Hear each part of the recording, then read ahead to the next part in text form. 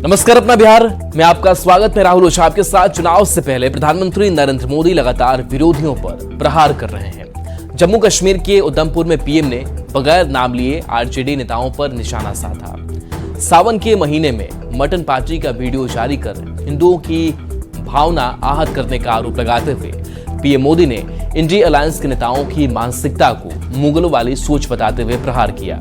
तो पलटवार आरजेडी और कांग्रेस की ओर से भी किया जा रहा है। ये रिपोर्ट देखिए।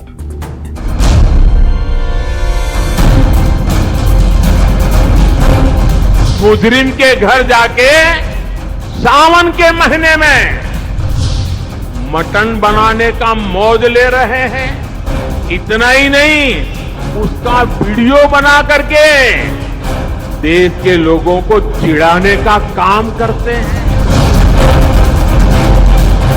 प्रधानमंत्री नरेंद्र मोदी जिस मटन पार्टी की बात कर रहे हैं, वह वीडियो दरअसल पिछले साल सावन महीने का है, जब दिल्ली में निशा भारती के आवास पर आरजेडी प्रमुख लालू प्रसाद और तेजस्वी यादव के साथ मटन रेसिपी सीखने पहुंचे थे राहुल गांधी, जिन्होंने मटन के जायके की तारीफ करते हुए इस वीडियो को अपने सोशल मीडिया साइट पर पोस्ट भी किया था। हाल ही में तेजस्वी यादव हेलीकॉप्टर में मुकेश सहनी के साथ मछली खाते भी एक वीडियो पोस्ट किया था, जिस पर सियासत काफी गर्म हुई। अभी नवरात्र चल रहा है, ऐसे में प्रधानमंत्री विरोधियों पर निशाना साधने का कोई मौका नहीं छोड़ते। जम्मू कश्मीर के दौरे पर उधमपुर पहुंचे पीएम ने लगे हाथ विरोधियों पर मुगल मानसिकता से ग्रसित होने का गंभीर आरोप लगाया। इन्हें लोगों की भावनाओं से खिलवाड़ करने में मजा आता है। सजा कोर्ट ने जिसको सजा की है, जो जमानत पर है, ऐसे एक मुजरिम के घर जाके सावन के महीने में मटन बनाने का मौज ले रहे हैं।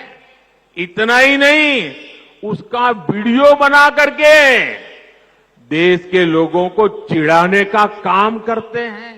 सावन के महीने में वीडियो दिखाकर वो मुगल के लोगों के जमाने की जो मानसिकता है ना, उसके द्वारा वो देश के लोगों को चिढ़ाना चाहते हैं और अपनी वोट बैंक पक्की करना चाहते हैं। प्रधानमंत्री ने इंडिया अलायंस पर तुष्टीकरण की राजनीति करने का आरोप लगाया।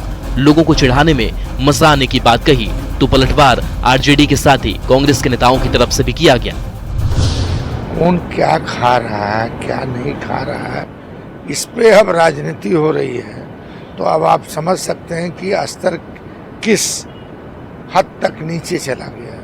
तो सिर्फ और सिर्फ वो चाहते हैं कि किसी भी ढंग से धार्मिक उन्माद को भड़काया जाए, लोगों की भावनाओं से खेला जाए, झूठ परोसा जाए, जुमला परोसा जाए और उसके बाद ही उसके बदले में उनको वोट मिले। चुनाव से पहले नए नए मुद्दे पर नेता एक दूसरे पर निशाना साध रहे हैं। ऐसे में जिस तरह से प्रधानमंत्री ने जोरदार तरीके से विरोधियों को निशाने पर लिया है, चुनाव से पहले नॉनवेज खाने पर जिस तरह से सियासत गरमा रही है, आने वाले दिनों में सियासत बेहद तल्ख होगी, इसमें कोई दो राय नहीं। Bureau report, news 18। PM Modi के बयान पर सियासत शुरू हो गई है। बीजेपी और जेडीयू ने पीएम के बयान का समर्थन किया है। सम्राट चौधरी ने कहा कि जब रामनवमी और नवरात्र चल रहा हो तो इन चीजों से परहेज करना चाहिए। तो जेडीयू प्रवक्ता निखिल मंडल ने पीएम का समर्थन करते हुए तेजस्वी पर निशाना साधा। अत्यंत ही दुर्भाग्यपूर्ण है कि जब रामनवमी और नवरात्रा का समय चल रहा हो तो इन चीजों से लोगों को परहेज करना चाहिए। पता नहीं लालू जी ने क्या सिखाया है लोगों को। अब ये लोग आम लोगों को चिढ़ाना चाहते हैं, जनता इसका जवाब देगी। आदरणीय प्रधानमंत्री जी बिल्कुल सही कह रहे हैं। तेजस्वी यादव उन लोगों में से हैं जो चुनाव के दरमियान धार्मिक उन्माद फैलाना चाहते हैं। अपने धर्म के प्रति आस्था रखना या ना रखना ये उनका विषय हो सकता है, पर जिस प्रकार से वो मछली खाते हुए वीडियो को सार्वजनिक कर रहे हैं और ना जाने हेलीकॉप्टर से किसके छत पे, हो सकता है उस छत पे वो कांटा गिराए हो जिस छत के अंदर कोई महिला बैठ करके पूजा पाठ कर रही हो। वीडियो तो 8/4/2024 का वीडियो था। हाँ ठीक है, वो 9/4/2024 में उसको पोस्ट किया गया, लेकिन उसमें डेट को अंकित कर दिया गया। एक मल्लाह का बेटा, एक अति पिछड़ा का बेटा और एक पिछड़ा का बेटा बिहार में उड़न खटोला से घूम के भारतीय जनता पार्टी को धूल चटा रहा है, तो उसमें सारे लोगों को मिर्ची लग रही है। क्या कामरू कामाख्या मंदिर में बलि से आदरणीय प्रधानमंत्री जी बलि होने से रोक दे सकते हैं? क्या राजरप्पा मंदिर में बलि होने से रोक दे सकते हैं? बिहार के मुख्यमंत्री नीतीश कुमार जब से बीजेपी के साथ आए हैं, तब से विरोधियों खासकर तेजस्वी यादव पर निशाना साध रहे हैं। शुक्रवार को नवादा में बस यात्रा के जरिए लोगों के बीच पहुंचे नीतीश कुमार ने खुले मंच से न सिर्फ पूर्व की आरजेडी की सरकार पर निशाना साधा, बल्कि तेजस्वी का साथ क्यों छोड़ा ये भी बताया। ये रिपोर्ट आपको दिखाते हैं।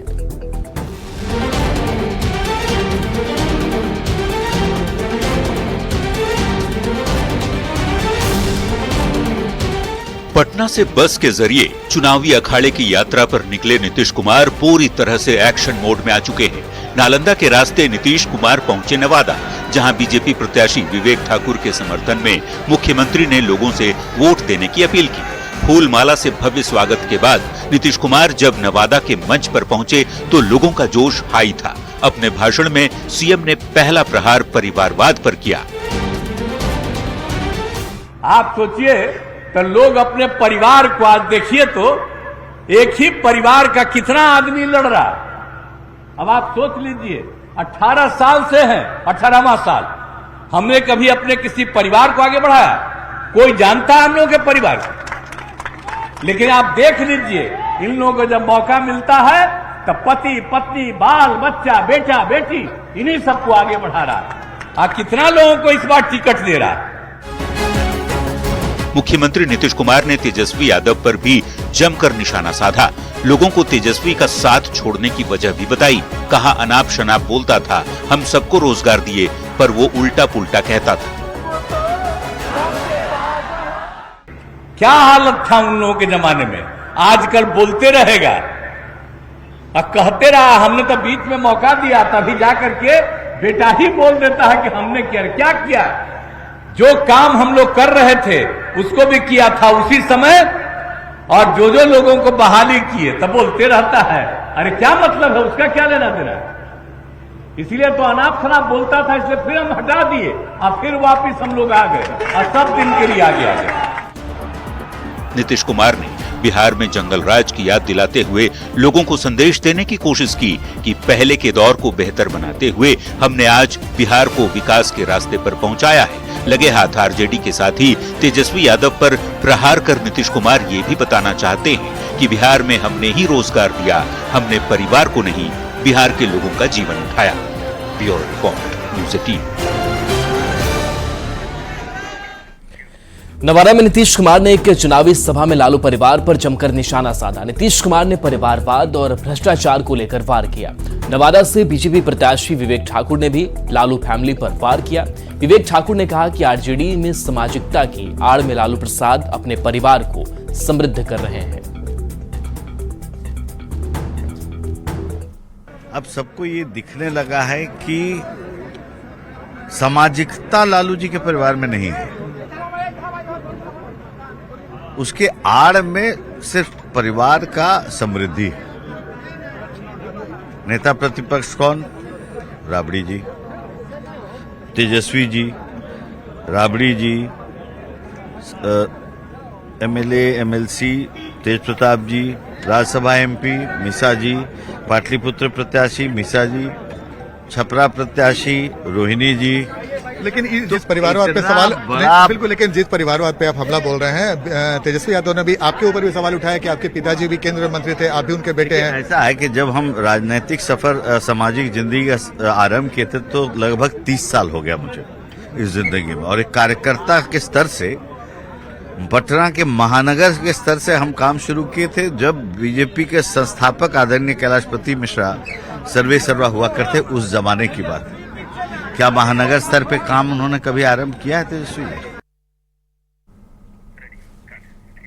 सीएम नीतीश पर तेजस्वी के बड़े हमले के बाद सियासत सुलग गई है। आरजेडी और कांग्रेस ने नीतीश पर हमला बोलते हुए बिहार में नौकरी का श्रेय तेजस्वी को दिया, तो बीजेपी ने कहा कि तेजस्वी ने एक भी नौकरी नहीं दी है। सब बीजेपी और जेडीयू की सरकार के पुराने फैसले के परिणाम है। नीतीश जी के भाषण और उनकी बेचैनी, उनकी बौखलाहट, उनका कहीं ना कहीं इस मामले में हमको नेतृत्व करता चाहिए। जब जनता और जनता की ओर से आवाजें आ रही है तो नीतीश जी की बेचैनी, नीतीश जी की बौखलाहट स्पष्ट रूप से देखी जा रही है। बिहार के बच्चे से बच्चे, युवा, महिला सभी लोग जानते हैं कि बिहार में नौकरी का मतलब होता है तेजस्वी। 2020 के चुनावी मुद्दों में से एक था कि महागठबंधन का मुद्दा एक था कि 2020 में लोगों को नौकरी देंगे, और जब महागठबंधन की सरकार बनी और तेजस्वी यादव जी उप मुख्यमंत्री बने तो उन्होंने नौकरी के एजेंडे को सेट किया। तेजस्वी यादव 17 महीनों के दरमियान एक नौकरी बता दें जो उन्होंने अपनी कलम से सृजित की हो, सिर्फ एक नौकरी। तेजस्वी यादव भी अपने पिता की तरह झूठ बोलने और जनता को बरगलाने की कोशिश कर रहे हैं। तेजस्वी यादव जिन नौकरियों की बात करते हैं वो भाजपा और जदयू की सरकार ने 7 निश्चय भाग 2 में तय किए थे। भ्रष्टाचार के मुद्दे पर मिसा भारती ने पीएम मोदी पर बयान दिया है। मिसा भारती ने कहा था कि अगर उन्हें मौका मिला तो बीजेपी के बड़े नेता से लेकर पीएम तक जेल में जाएंगे, जिस पर खूब बवाल मचा। तो बयान पर मिसा भारती को सफाई भी देनी पड़ी, लेकिन सफाई में मिसा अपने बयान से नहीं पलटी, बल्कि मीडिया पर ही बयान को तोड़ मड़ोड़ कर पेश करने का आरोप लगा दिया और कहा कि उन्होंने इलेक्टोरल बॉन्ड के मुद्दे पर वो बातें अपनी कही थी। जो इंडिया गठबंधन है 30 लाख रोजगार दे रहा है, उसमें उनको तुष्टिकरण दिख रहा है। किसानों की आय दुगनी करने की हम बात कर रहे हैं, हम एमएसपी लागू करने की बात कर रहे थे, इनको तुष्टिकरण नजर आ रहा है। आज बेटे के लिए वोट मांगने गए थे, काहे नहीं परिवारवाद पे बोले, वो बंद हो गया प्रधानमंत्री जी का। इलेक्टोरल बॉन्ड पे कौन जवाब देगा? जब आते हैं वो हमारे परिवार पे आरोप लगाते हैं भ्रष्टाचार का। जानते हैं कितना बड़ा भ्रष्टाचार है। अगर देश की जनता ने कहीं हमें मौका दे दिया इंडिया गठबंधन को, प्रधानमंत्री से लेकर के जितने भी भाजपा नेता हैं जेल के अंदर बंद हो। जो मैंने बयान दिया है पूरा सुना है। प्रधानमंत्री जी के ऊपर मैंने ये कहा था, जो सुप्रीम कोर्ट ने जो टिप्पणी किया है इलेक्टोरल बॉन्ड के ऊपर, मैंने उस पे कहा था कि अगर हम लोग आते हैं तो इसकी जांच कराएंगे और जो लोग इसमें दोषी होंगे उनको सजा दी जाएगी। आप देखिए प्रधानमंत्री जी, भाजपा एनडीए के लोग ईडी, सीबीआई, इनकम टैक्स, विपक्ष के नेताओं के ऊपर रेड डलवा करके उनको जेल में भेज रहे हैं। तो मुद्दा तो है ही नहीं। मैंने जो मेरे बयान को तोड़ मरोड़ के मीडिया के द्वारा जो प्रस्तुत किया गया है। पीएम मोदी पर मिसा भारती के बयान और फिर यूटर्न के बाद भी सियासत जारी है। जेडीयू के वरिष्ठ नेता केसी त्यागी ने मिसा भारती के इस बयान पर अफसोस जताया, तो चिराग पासवान ने कहा कि भ्रष्टाचार के मुद्दे पर पीएम मोदी के खिलाफ वो लोग बयान दे रहे हैं जो लोग खुद भ्रष्टाचार में डूबे हैं। बीजेपी प्रवक्ता गौरव भाटिया ने कहा कि यह विपक्ष की हताशा और निराशा को बताता है। एक तो लालू प्रसाद जी बोलते हैं तो उसका कुछ वजन होता है। परिवार के बच्चे जो सिर्फ by the virtue of they being the son and the daughters of some political leaders, वो वक्तव्य देते हैं तो आश्चर्य भी होता, हंसी भी होती है। और एक तो मीसा भारती जी के मैं नामकरण के पक्ष में नहीं हूँ।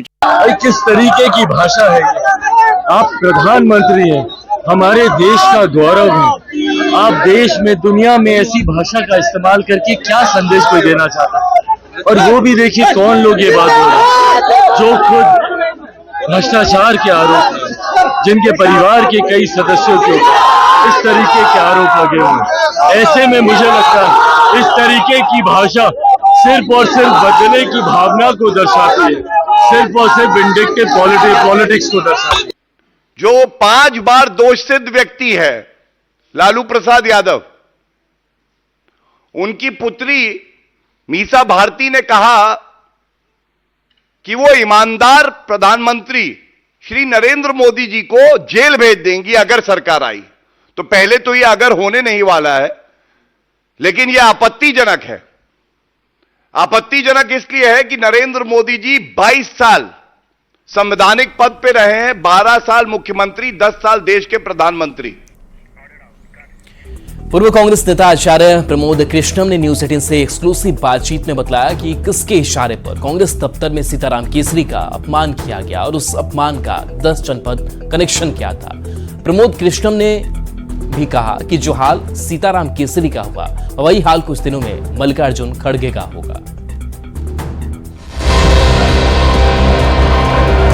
उनके साथ बदतमीजी की गई कांग्रेस दफ्तर के अंदर। क्या बदतमीजी उनकी? गालियां दी गई, उनकी धोती खोल दी गई थी। न खाता न बही, जो चच्चा केसरी कहे वही सही। कांग्रेस के पूर्व अध्यक्ष और लंबे समय तक कांग्रेस के कोषाध्यक्ष रहे सीताराम केसरी के बारे में ये तुकबंदी तो बहुतों को पता होगी, लेकिन बहुत कम लोग जानते होंगे कि सीताराम केसरी को बेइज्जत करके कांग्रेस अध्यक्ष के पद से हटाया गया था। ये हम नहीं कह रहे हैं, ऐसा कहा है न्यूज 18 से एक्सक्लूसिव बातचीत में पूर्व कांग्रेस नेता आचार्य प्रमोद कृष्णम ने। उनके साथ बदतमीजी की गई कांग्रेस दफ्तर के अंदर। क्या बदतमीजी हुई थी? धोती खोली गई थी उनकी। बदतमीजी हुई, गालियां दी गई, उनकी धोती खोल दी गई थी। और इस सबको बाकायदे वरिष्ठ नेताओं के द्वारा शीर्ष नेतृत्व को बताया जा रहा था और वहां प्रसन्नता का माहौल था। प्रमोद कृष्णम ने गांधी परिवार पर अब तक का सबसे बड़ा आरोप लगाया है। प्रमोद कृष्णम के अनुसार सच्चाई जानकर आपके पैरों तले जमीन खिसक जाएगी कि ये सब कुछ 10 जनपद यानी सोनिया गांधी के इशारे पर हुआ था। सीताराम केसरी को हटाने का आदेश कहां से आया था? सोनिया गांधी जी के यहां से कि उठा के फेंक दो। विंसेंट जॉर्ज ने, अर्जुन सिंह जी, गुलाम नबी आजाद, राजेश पायलट, जितेंद्र प्रसाद, सबने बोला कि इसको जीती भाई जितेंद्र प्रसाद जी के पिताजी बोला कि इनको उठा के फेंक दो। राजेश पायलट जी। प्रमोद कृष्णम ने दावा किया कि जो हाल सीताराम केसरी का हुआ वही मल्लिकार्जुन खड़गे का भी होगा। और आप सीताराम केसरी जी के बारे में बहुत चिंतित हो रहे हैं। कुछ दिन रुक जाओ, खड़गे जी के साथ भी ऐसा ही होगा। अच्छा, आप कह रहे खड़गे जी के साथ भी ऐसा ही होगा? पर खड़गे जी तो अध्यक्ष हैं, उनको तो बकायदा बाजे गाजे के साथ अध्यक्ष बनाया गया। अब कह रहे हैं सारे फैसले खड़गे जी ले रहे हैं। अध्यक्ष तो केसरी जी भी थे। खड़गे जी का भी एक वीडियो आपने देखा ही होगा। खुद उन्होंने कहा कि भी मेरी कोई सुनता नहीं है। कई बार खड़गे जी से मेरी बात हुई। सीताराम केसरी को लेकर प्रमोद कृष्णम के खुलासे के बाद बीजेपी ने गांधी परिवार पर तंज कसा है। बीजेपी प्रवक्ता गौरव भाटिया ने कहा है कि कांग्रेस पार्टी का चरित्र है कि गांधी परिवार के अलावा किसी की कोई इज्जत नहीं है। ये एक बड़ा संदेश है तमाम जो कांग्रेस के लीडर्स हैं उनको कि अगर गांधी परिवार के सामने घुटने नहीं टेकोगे, जी हजूरी नहीं करोगे, तो तुम्हें भी ऐसे ही कांग्रेस पार्टी से उठा के बाहर फेंक दिया जाएगा। मल्लिकार्जुन खड़गे के पहले सीताराम केसरी गांधी परिवार से संबंध न रखने वाले आखिरी कांग्रेस अध्यक्ष थे। Bureau report, news 18। ब्रेक का वक्त हो चला है, जल्द वापस आते हैं।